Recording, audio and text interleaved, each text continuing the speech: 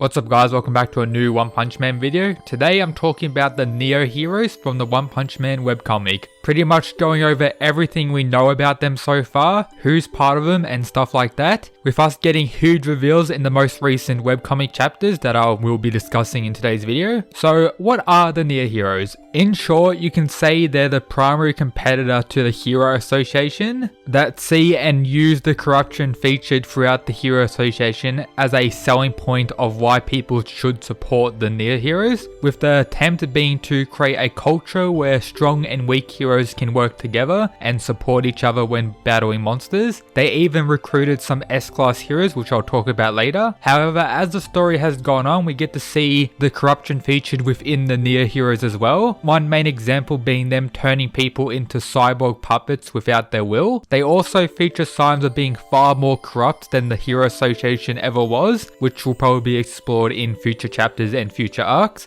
Now to talk about who's part of the Neo heroes, or what is the hierarchy. Help me reach my 2021 goal of 100k subscribers by subscribing if you're new to the channel or you just haven't already. It's free and easy to do. Also consider checking out the description for the Discord server and my Twitter. Now, enjoy the video. It was founded by someone named Fuzzy with the help of Blue, someone who promoted himself as the son of Blast. As we know, the rank 1 S-class hero of the Hero Association, the character we finally got revealed in the most recent One Punch Man manga chapter. Absolute hype regarding that. Sadly, we don't have much information about the leader Fuzzy, as he was only revealed like last chapter or 2 chapters ago in the webcomic, but we do know one important bit of information, that being he's the grandson of Shibawa. If you don't remember who she is, she's the person who told the prophecy that Earth was in danger right before the Boros attack, with many people in the fandom assuming that she wasn't referring to the Boros attack, and that's something later on in the story that hasn't happened thus far, with her being a fortune teller and a lot of mystery surrounding her and her role in the story. And supposedly Fuzzy is the grandson of her, which is pretty interesting. I'm guessing he may have similar abilities to her relating to clairvoyance, but we don't know currently.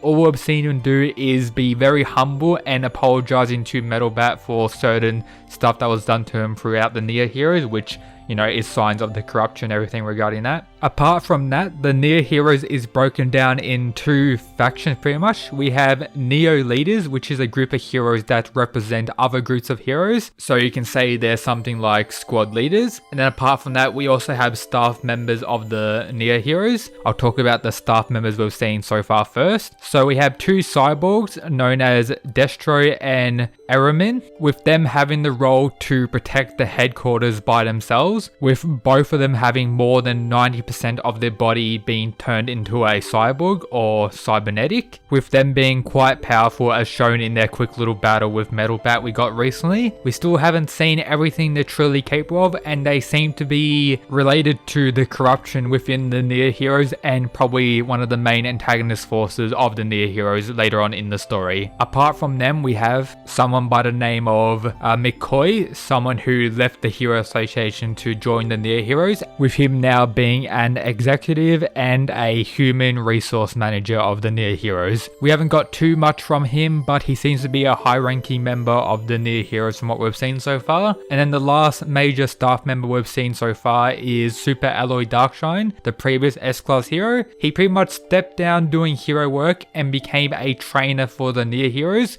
training the weak heroes so they can become stronger and they can end up fighting monsters. This is all mainly due to his fight with Garo, who pretty much crushed his spirits, which doesn't allow him to fight anymore due to being destroyed so badly by Garo. But he's still doing good by training people to get stronger and end up fighting monsters themselves, so respect to our boy Super Alloy Darkshine. And those are all the staff members we've really seen throughout the series so far. Now to talk about the Neo hero leaders. We have someone by the name of A, who previous to joining the Neo heroes was a criminal who actually had a A-class bounty placed on him by the Hero Association, but since then he has joined the Neo heroes for protection and to be a Neo hero leader. We have Akul, who's the founder and current leader of the Neo Hero Hunters, a separate branch of the Neo heroes which mainly focuses on the combination of stronger and weaker heroes to take down monsters, with him being pretty mysterious from what we've seen so far. We haven't seen an insane amount of his powers, but he has defeated 2 demon level threats, so I'm guessing he's pretty powerful. We have the person I mentioned before, known as Blue, who states he's the son of Blast, and from what we've seen later on in the story,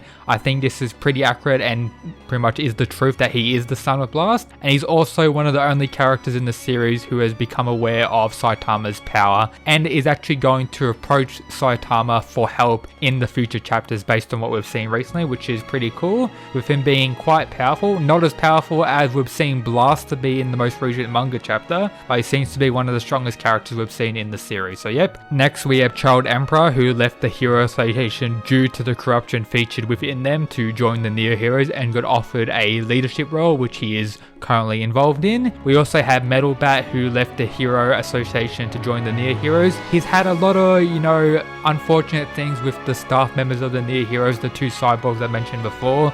He was the character who introduced us to Fuzzy, so I guess that's pretty cool. But a lot of future stuff to come from Metal Bat, but he is still a Neo Hero leader at this point in the story. We have this dude, who I'm not even going to try to pronounce his name, who seems to be a cyborg and is the founder of the Church of Otherworldly Reincarnation. I guess that's pretty cool, but yeah, we don't know too much about him. He seems to be a cyborg, and that's all we really know at this point. We have Raiden, who's a Super Sumo champion. As we know, characters named Raiden tend to be a sumo wrestler and works as one of the strongest Neo Hero leaders. Very powerful, with him having a back and forth between Puri Puri Prisoner in the recent chapters and actually having a stalemate with him, which I guess is pretty impressive. But yeah, Raiden is a Neo Hero leader. We have this zombie looking dude who's also a leader of a gangster organization or a gang. So yeah, pretty cool. A lot of variety of the Neo Hero leaders, which kind of makes them very unique and much different to the Hero Association, with them having various groups such as the Church, Gang, Sumo, Criminals, and other groups all coming together to fight monsters, which is pretty interesting. We also have the character known as Suiryu, which I probably butchered his name like I always do.